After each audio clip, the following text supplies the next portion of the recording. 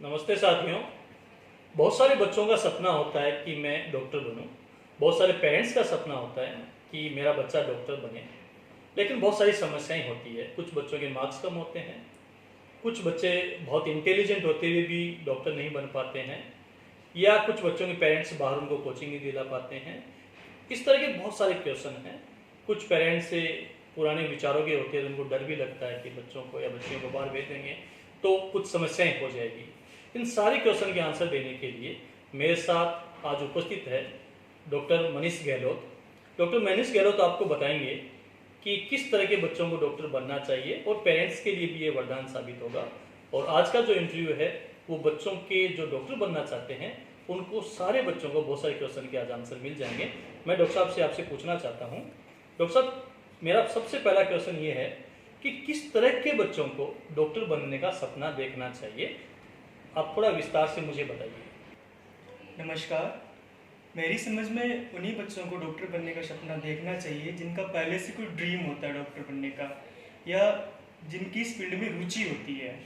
कभी भी ये कदम फैमिली प्रेशर में आके या अपने किसी फ्रेंड्स की नकल करके ये कभी नहीं करना चाहिए, क्योंकि ऐसा करके आप पीएमटी तो कर लोगे पर उसके बाद में जो मेडिकल फील्ड होता है आप उसमें खुद को मेंटली उसमें प्रिपेयर नहीं कर पाओगे, अच्छे से उसमें सेट नहीं हो पाओगे। इसलिए आप अगर आपके माइंड के अंदर पहले सेटअप है इस फील्ड का, तो ही आपको ये फील्ड चूज करना चाहिए। डॉक्टर साहब ये बताइए मेरे को कि कितने परसेंट वाले बच्चे को डॉक्टर बनने का सपना देखना चाहिए? क्या परसेंटेज ही एक डॉक्टर बनने का आधार है? सर, जनरली ये देखा जाता है कि लोगों की ये सोच होती है कि अच्छे परसेंट ही हॉलमार्क होते हैं डॉक्टर बनने के लिए। लाइक पेरेंट्स अपने बच्चों को बोलते हैं कि आप 80% ले आओ, आप 90% ले आओ, आप डॉक्टर बन जाओगे, या आपके 60% है, 70% है, तो शायद आप इस फील्ड के काबिल नहीं हो। पर सर, ये देखा गया है कि 60% वाले बच्चे भी इतना अच्छा स्कोर करते हैं और एम्स तक में सिलेक्ट हो जाते हैं, जबकि कई बार 95% वाले बच्चे भी स्कोर नहीं कर पाते, वो सिलेक्ट नहीं हो पाते हैं। तो इसके लिए परसेंटेज इतना वैलिड हम नहीं बोल सकते कि अच्छे परसेंट है तो ही आप डॉक्टर बन सकते हो। कोई भी परसेंट हो, आप अगर आप में जुनून है, आप पढ़ते हो उसके लिए, तो आप आराम से डॉक्टर बन सकते हो। डॉक्टर साहब मुझे ये बताइए कि क्या बच्चों को कोचिंग करना या कोचिंग पर इतना बड़ा इन्वेस्टमेंट करना ये ज़रूरी होता है? बच्चे जो है वो गार्जियन ये सोचते हैं कि हमारे बच्चों को अगर डॉक्टर बनाना है तो बहुत बड़ी रकम एक कोचिंग के लिए देनी पड़ेगी, बच्चों को बाहर भेजना पड़ेगा। तो आप मुझे बताइए, क्या डॉक्टर बनने के लिए कोचिंग ज़रूरी है? सर, ये कंट्रोवर्शियल क्वेश्चन है। हम क्लियरली नहीं बोल सकते कि कोचिंग करने से ही सिलेक्शन होता है या घर पे पढ़ाई करने से, सेल्फ स्टडी करने से सिलेक्शन नहीं होता। मैं आपको कोचिंग के और सेल्फ स्टडी के मेरिट्स और डीमेरिट्स के बारे में बता सकता हूँ, तो उसके आधार पे आप खुद निर्णय कर सकते हो कि आपके लिए क्या बेटर रहता है। कोचिंग के फ़ायदे क्या होते हैं? सबसे पहला फ़ायदा होता है कोचिंग का पहला फ़ायदा होता है आपका एक वो बन जाता है, डिसिप्लिन बन जाता है कोचिंग के लिए। आपका एक मोटो फिक्स हो जाता है, आपको सुबह उठना है, आपको कोचिंग जाना है, आपको क्लासें लेनी है, उसके बाद में घर पे आना है, आपको वापस पढ़ाई करनी है, अगले दिन फिर से कोचिंग जाना है। वहाँ पे आपके टेस्ट होते हैं, वहाँ पे आपके उनसे आपको ये पता चलता है कि कंपटीशन किस रेस में आप कहाँ पर हो, ठीक है। जबकि सेल्फ स्टडी जो होती है वो होती है लर्निंग, और जो कोचिंग होती है वो होती है मास थिंकिंग। लर्निंग मतलब होता है जो हम खुद पढ़ते हैं उससे कंसेप्ट क्लियर होते हैं, तो उससे क्या होता है कि हमें समझ में तो आएगा, पर हम जैसे घर पे पढ़ाई कर रहे हैं या कोचिंग नहीं करें तो उससे हमें दो डीमेरिट्स होंगे। पहला कि हमारा वो जो टाइम टेबल फिक्स नहीं हो पाएगा। लाइक घर में दिक्कतें होती रहती है, आज आप सोचोगे कि सुबह 6 बजे उठ के पढ़ूंगा, आज 6 बजे पढ़ लिए, तो कल आप 8 बजे पढ़ोगे, अगले दिन आप 10 बजे पढ़ोगे, तो आपका टाइम टेबल फिक्स नहीं हो पाएगा।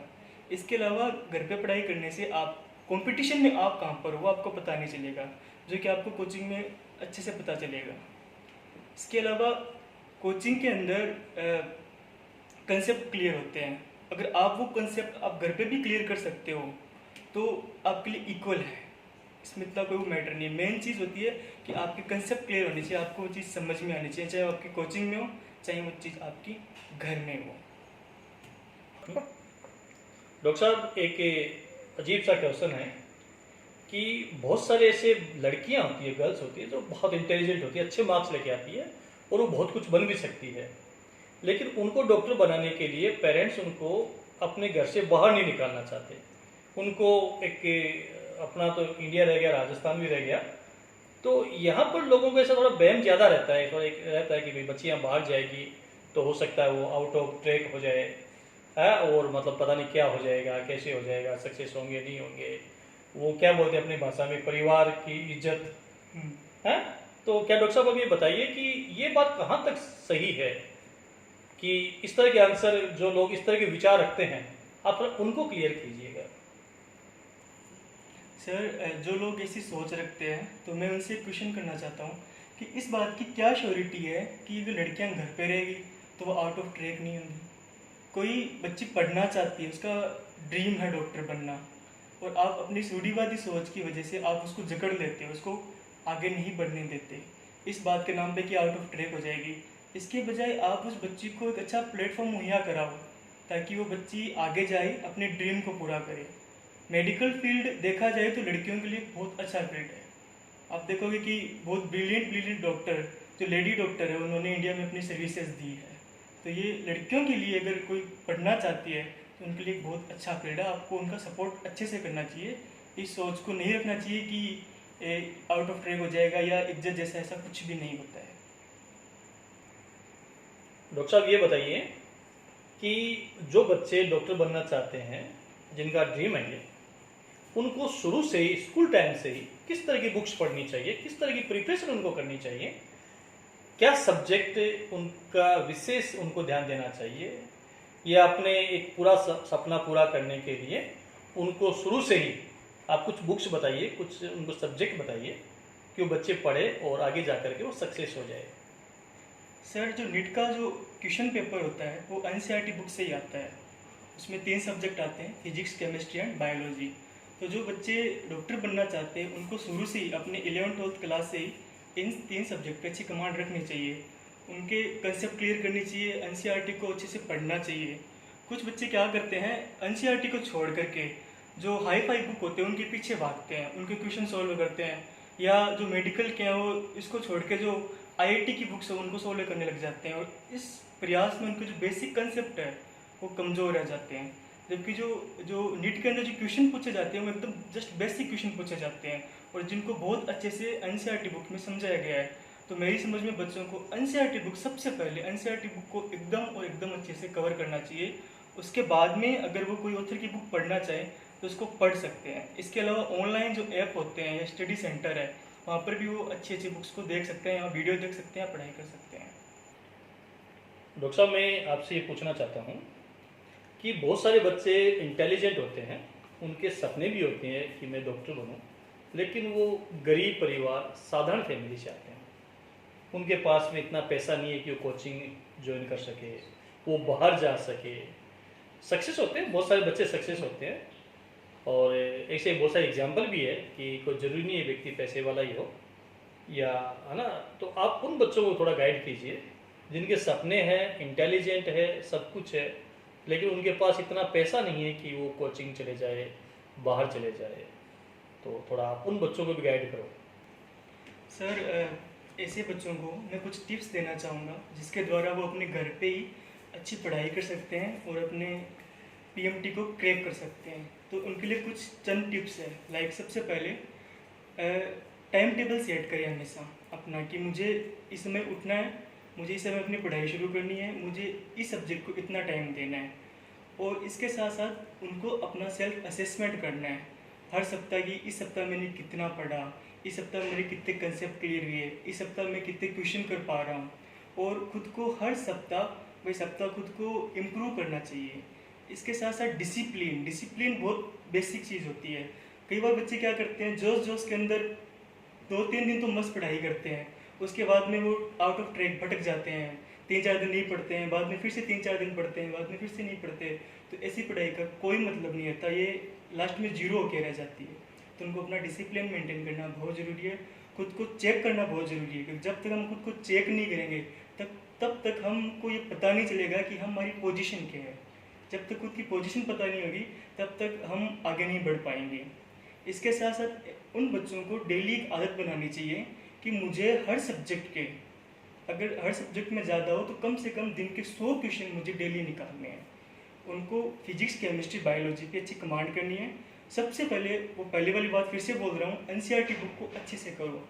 एनसीईआरटी कर ली, उसके बाद अदर बुक्स करो। इसके अलावा आप ऑनलाइन ऐप पढ़ो, अच्छे अच्छे नीट के नाम से पेपर्स आते हैं ऑनलाइन, तो उनको सॉल्व करो। और इसके साथ आप अपना एक रूटीन बनाओ कि इस महीने मुझे इतने पेपर सॉल्व करने हैं, इस महीने मुझे इतने पेपर सॉल्व करने हैं। तो ऐसा करके वो अपने जो है सपना है इसको पूरा कर सकते हैं। और मैंने अपने ऐसे बहुत फ्रेंड देखे हैं जिन्होंने इकोनॉमिक क्राइसिस को जो फेस कर रहे थे, पर उन्होंने होम स्टडी करके, ये बेसिक टिप्स अपना करके उन्होंने बहुत अच्छी रैंक पाई और वो आज एक नॉमिनेटेड मेडिकल कॉलेज से एमबीबीएस कर रहे हैं और कुछ ही समय में वो हम सब के बीच में आके डॉक्टर के रूप में अपनी सेवाएं देंगे। तो ये सब उन बच्चों के लिए मैं बोल सकता हूँ कि मतलब वो है जिसको देख के वो मोटिवेट हो सके कि हाँ वो कर सकते हैं। डॉक्टर साहब, बहुत सारे बच्चे इंटेलिजेंट होते हैं, वो कोचिंग भी करते हैं और मेहनत भी करते हैं, फिर भी वो सक्सेस नहीं हो पाते हैं, वो डॉक्टर नहीं बन पाते हैं और ये समझ सकते अपनी भाषा में कि वो फेल होकर के, असफल होकर के वापस घर आ जाते हैं। क्या कारण रहते हैं इसे कि बच्चा अच्छा है, इंटेलिजेंट है, फिर भी वो सक्सेस नहीं हुआ? आप थोड़ा गाइड भी कीजिए और थोड़ा बताइए इनके बारे में। सर, इसके कुछ मेन कारण होते हैं जिसकी वजह से कुछ बच्चे अच्छे होते हैं, वो एकेडमिक में अच्छा परफॉर्मेंस करते हैं पर वो पीएमटी क्रैक नहीं कर पाते। तो उसके कुछ कारण ये होते हैं कि कुछ बच्चे कोचिंग तो करते हैं पर लर्निंग नहीं करते। मेन चीज़ सिलेक्शन के लिए लर्निंग होती है। आपको कोचिंग में आपने अच्छा पढ़ लिया पर आपने रूम पे आके उस चीज़ को मगअप भी नहीं किया, आपने उसको पढ़ा ही नहीं, तो उसका कोई मतलब नहीं, आप उसको भूल जाओगे, पहली बात। दूसरी बात, कुछ बच्चे दिशाहीन हो जाते हैं, उनका फ्रेंड सर्कल ऐसा बन जाता है बाहर जाने के बाद में जिसमें वो पढ़ाई से ज़्यादा मौज मस्ती, उनको ज़्यादा टाइम देते हैं और इसकी वजह से उनकी जो पढ़ाई होती है वो पीछे छूटती जाती है। और इससे जो एग्ज़ाम का टाइम होता है उसमें दो लेयर बन जाती है, एक पढ़ने वाले बच्चे, एक मज़ा करने वाले बच्चे। और इसके अलावा तीसरा जो सबसे मेन कारण है वो है मानसिक तनाव, यानी मेंटल स्ट्रेस। ये देखा गया है कि मेडिकल के बच्चों में सबसे ज़्यादा मेंटल स्ट्रेस मिलता है। वो बच्चे एग्जाम टाइम से पहले इतना ज़्यादा डिप्रेस हो जाते हैं, मेंटली स्ट्रेस्ड हो जाते हैं कि पढ़ते काफ़ी अच्छा है पर वो उस एग्ज़ाम टाइम में जो उनका जो मेन टाइम था उसमें अच्छा परफॉर्मेंस नहीं कर पाते क्योंकि वो मेंटल स्ट्रेस में चले जाते हैं। तो इसके लिए मैं उन बच्चों को एक सलाह देना चाहता हूँ कि आप रतन सर की मोटिवेटेड वीडियो देखो, आपको मोटिवेशन मिलेगा। ऐसे बच्चों को टाइम टू टाइम खुद को मोटिवेट करके खुद को रिचार्ज करना चाहिए और अपने मेंटल स्ट्रेस पे ओवरकम करना चाहिए। साथियों, इस तरह के मोटिवेशनल वीडियो देखने के लिए और बच्चों को सफल करने के लिए आप मेरे चैनल को सब्सक्राइब करें, लाइक करें, शेयर करें और भी मैं कोशिश करूंगा आपको ऐसे सफलतम लोगों से मिलाने के लिए। धन्यवाद। जय हिंद, जय भारत।